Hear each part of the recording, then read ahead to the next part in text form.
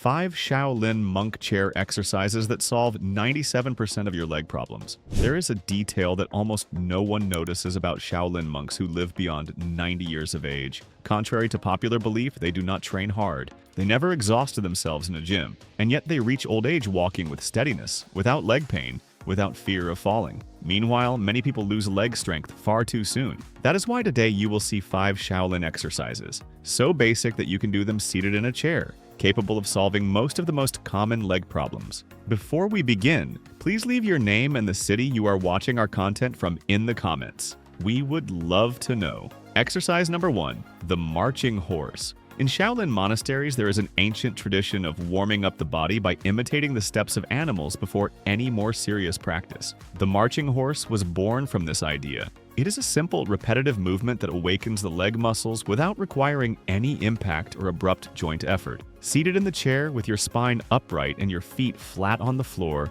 you will lift one knee at a time as if you were marching in place. The gesture may seem silly at first glance, but it directly recruits the quadriceps and, most importantly, the psoas and hip flexors. These muscles lose strength silently over the years and are precisely the ones responsible for your ability to climb a step or lift your foot off the ground quickly enough to avoid a stumble. Regular practitioners tend to recover part of the coordination between the trunk and legs that is lost with a sedentary lifestyle, and this coordination has a direct relationship with fall prevention. To perform it correctly, keep your trunk stable without swaying from side to side and bring your knee up to hip height, never higher than that. Breathe naturally throughout the movement without holding your breath. A common mistake is to perform the gesture too quickly, using momentum instead of real muscular force. This reduces muscle recruitment and also increases the risk of losing balance on the chair. Take it easy, feeling the contraction at the top of the movement before lowering your leg back down. Start with 2 to 3 sets of 10 to 15 repetitions for each leg, resting 30 to 45 seconds between them.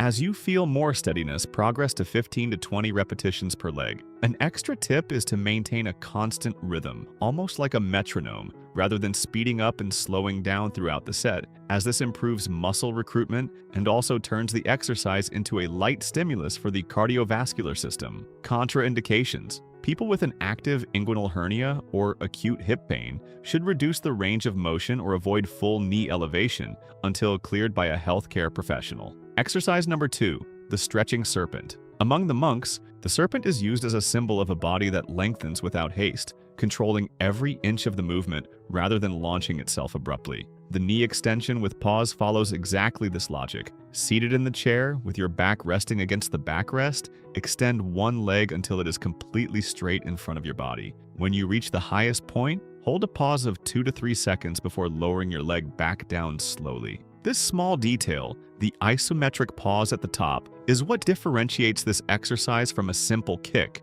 and what makes the quadriceps truly work. The quadriceps is the main muscle responsible for stabilizing the knee during walking, and its weakness is one of the most common causes of joint pain reported by people over 50 years of age. Strengthening this muscle in isolation, as we do here, helps protect the joint during daily activities. To perform it correctly, keep your foot flexed, with your toes pointing towards you throughout the entire extension. This increases muscle recruitment and prevents the movement from turning into a simple leg swing. An extra tip is to rest your hands lightly on the sides of the seat, as this stabilizes the trunk and allows all the force to go into the thigh. A mistake I see many people make is letting the knee lock with full force at the top of the movement. Extend until it is straight, without forcing beyond that. Another common slip is skipping the pause, which removes half of the benefit of the exercise. Do 2 to 3 sets of 8 to 12 repetitions per leg, always prioritizing the quality of the pause over speed. You will know you are doing it right when you feel your thigh actually trembling slightly during the last few seconds of the pause.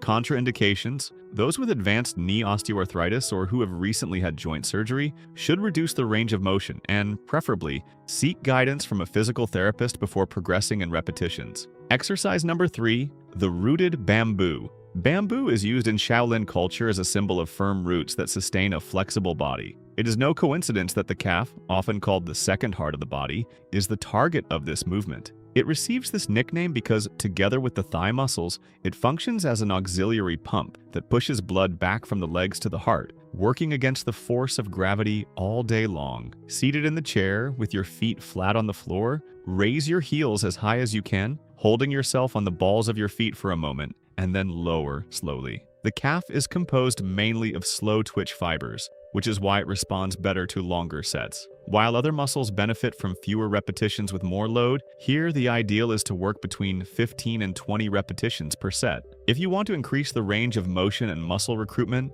rest the balls of your feet on an elevated surface, such as a step or a thick book, letting the heels sink slightly below the level of your toes before rising. A valuable extra tip is to vary the position of your feet between sets. Parallel, then turned out, then turned in. Each position activates slightly different portions of the calf, and this complete variation is what ensures balanced muscle development. The most common mistake here is rising too quickly, using momentum instead of controlled contraction. Rise slowly, pause at the top for 1 second, and lower with twice the time. Remember that the calf is also a central piece of your balance, and keeping it strong directly reduces the risk of falls on uneven floors. Do 3 sets of 15 to 20 repetitions with 40 seconds of rest between them. Contraindications: people with frequent calf cramps or Achilles tendonitis should initially reduce the range of motion and avoid resting their feet on very elevated surfaces until the muscle adapts. Exercise number 4, the inner dragon. Shaolin tradition says that true strength lives in the parts of the body that no one sees training. The inner dragon represents this: a discrete exercise, almost invisible to anyone watching from the outside, but with a profound effect on leg stability. To perform it, place a cushion, a small ball, or even a folded pillow between your knees. Seated in the chair with an upright posture, squeeze the object firmly using the inner part of your thighs, hold the contraction for 3 to 5 seconds, and then release slowly. This is the pillow squeeze, and it directly works the adductors, the muscle group of the inner thigh. What many people do not know is that the adductors actively participate in hip stabilization during walking, helping to prevent the lateral body sway that becomes more evident with age. Physical therapists often recommend this exact movement in recovery after hip and knee surgeries, precisely because of its safety and low joint impact. To maximize the result, use an object with real resistance, something that requires genuine effort to compress, rather than simply resting your knees against it. Keep your breathing flowing during the squeeze without holding your breath, and relax completely between one repetition and the next so that the muscle truly rests. A common mistake is to perform the movement too quickly, almost like a vibration, instead of a sustained contraction. It is the pause holding the force that builds muscle recruitment, not the number of fast repetitions. Do 2 to 3 sets of 10 to 12 repetitions, holding each squeeze for about 4 seconds. The beauty of this exercise lies in its ability to be done in practically any location, without anyone around you noticing that you are training. Contraindications: pregnant women and people with inguinal hernias should adjust the intensity of the squeeze, and in the event of groin pain, stop the exercise and seek medical guidance. Exercise number 5, the lion that awakens. The lion is, in Shaolin symbolism, the representation of awakening, of blood returning to circulate after a period of stillness. There is no exercise more faithful to this symbolism than the ankle pump. The movement is simple. Seated with your legs slightly extended in front of you and your heel resting on the floor, you will pull the top of your foot toward your body and then push it away, as if you were pressing an invisible pedal repeatedly. This back and forth motion activates the calf and shin muscles together, functioning as a true pump that pushes pooled blood in the legs back upward. This is one of the most recommended exercises in hospitals for patients who spend a long time seated or lying down, precisely because it reduces the risk of swelling and the formation of blood clots in the legs. Brought into your daily life, it serves the same function. It reactivates circulation after long periods of stillness and also improves the mobility of the ankle joint, which tends to stiffen over the years. To perform it correctly, make the movement through the fullest possible range of motion without rushing, feeling the stretch in the calf when the foot comes toward your body. An extra tip is to do this exercise whenever you have been seated for a long time, as an active break between one task and the next. A common mistake is making the movement too small, moving only the toes instead of the entire ankle joint. Seek the full range of motion, from the maximum you can point to the maximum you can flex. An extra tip is to combine this exercise with the calf raise in sequence, since the two together activate the muscles in opposite directions and enhance the pumping effect on circulation. Do 15 to 20 repetitions for each leg, and you can repeat throughout the day whenever you feel your legs are heavy. Contraindications: in cases of already diagnosed thrombosis or sudden and painful swelling in one leg, seek medical attention before any exercise, as it may be a sign of a condition that requires immediate evaluation. Now that you have seen the 5 main exercises, here are 2 valuable bonuses. Bonus exercise number 1, the mountain that bends. A mountain does not bend all at once, it tilts from a firm base. That is the image behind the seated trunk flexion, a movement that works the back of the body while you remain comfortably in the chair. Seated with your feet flat on the floor, you will tilt your trunk forward from the hip, letting your spine lengthen gently toward your knees, and then return to the upright position using the strength of your core and lower back.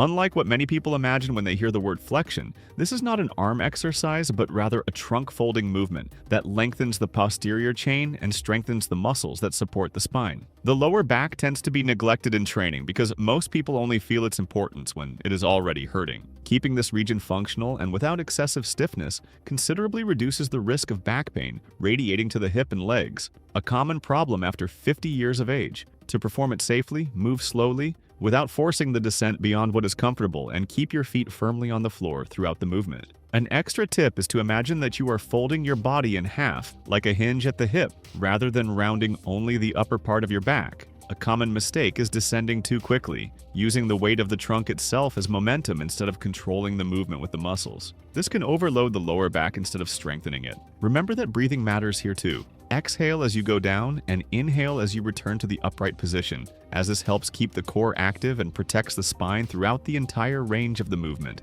Do 2 sets of 8 to 10 repetitions, always respecting your flexibility limit for that day. Contraindications: people with an active herniated disc, advanced osteoporosis, or postural dizziness should avoid this movement or perform it only with the clearance and supervision of a healthcare professional. Bonus exercise number 2, the wind in the joints. The wind in Shaolin tradition represents that which circulates freely without meeting resistance. Ankle circles carry this spirit by working the mobility of a joint that spends all day confined inside closed shoes. Seated, lift one of your feet slightly off the floor and draw full circles with the tip of it, first clockwise, then counterclockwise. The movement seems small, but it stimulates the production of synovial fluid inside the joint, which helps keep it lubricated and less stiff throughout the day.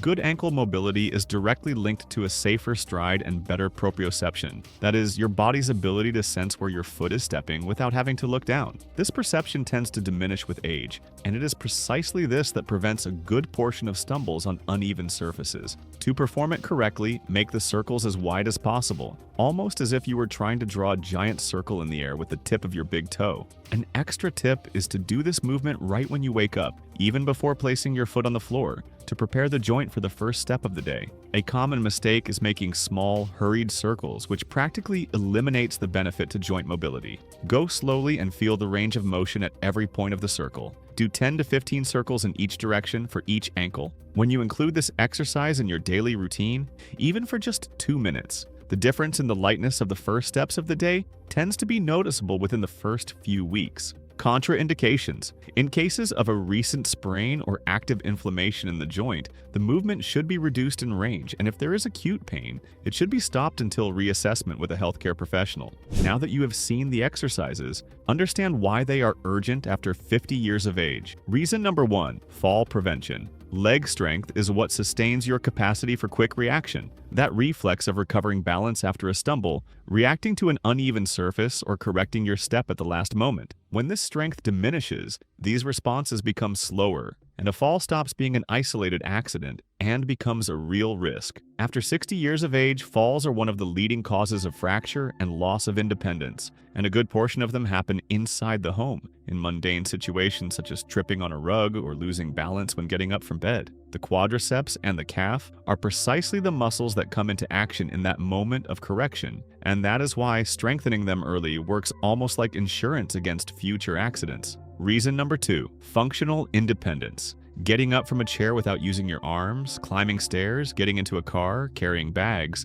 all of this depends directly on the strength of the quadriceps and the gluteus maximus. So much so that the sit-to-stand test is used clinically as a measure of functional capacity in older adults, and difficulty repeating it several times in a row often triggers an alert in geriatric assessments. Losing this strength means losing the ability to do the basics on your own, without depending on someone else for tasks that were once automatic. It is exactly this kind of silent, gradual loss that seated chair exercises help to reverse, strengthening the muscles without requiring equipment or a trip to a gym. Reason number 3, circulation and venous return. The calf and thigh muscles function as an auxiliary pump that pushes blood back from the legs to the heart against the force of gravity. Weak and still legs make this system work poorly, favoring swelling, a feeling of heaviness, and the appearance of varicose veins. This problem tends to worsen in those who spend long periods seated without moving their legs, since the muscle pump is simply not activated. This is exactly the mechanism that exercises like the ankle pump and the calf raise help to combat, reactivating circulation even without moving from the spot. Keeping this pumping active throughout the day with small movement breaks is one of the simplest ways to prevent that feeling of heavy legs at the end of the afternoon. Something that many people normalize as part of aging, but which actually has a direct relationship with the lack of muscle stimulation. Reason number 4, longevity. Studies in geriatrics associate leg strength tests, such as walking speed and time to rise from a chair, with lower overall mortality in older people. This makes sense because strong legs tend to reflect a more preserved neuromuscular, cardiovascular, and metabolic system as a whole. For this reason, researchers in the field treat leg strength almost as a practical marker of general health in aging, something that can be observed and trained long before any blood test shows warning signs. Maintaining this strength is, in a sense, investing directly in your own years of life with independence. Reason number 5, putting the brakes on sarcopenia. Sarcopenia is the progressive loss of muscle mass linked to age, and it affects the legs more markedly than the arms, precisely because they tend to remain still for longer periods during the day. Without regular strength stimulation, this loss accelerates from 60 to 70 years of age and can compromise simple tasks such as walking short distances or carrying weight. Resistance exercise remains, to this day, the most effective intervention for slowing down this process. And the good news is that the body responds to this stimulus at any age. It is never too late to begin reversing this curve, even if the starting point is a simple exercise done seated in a chair.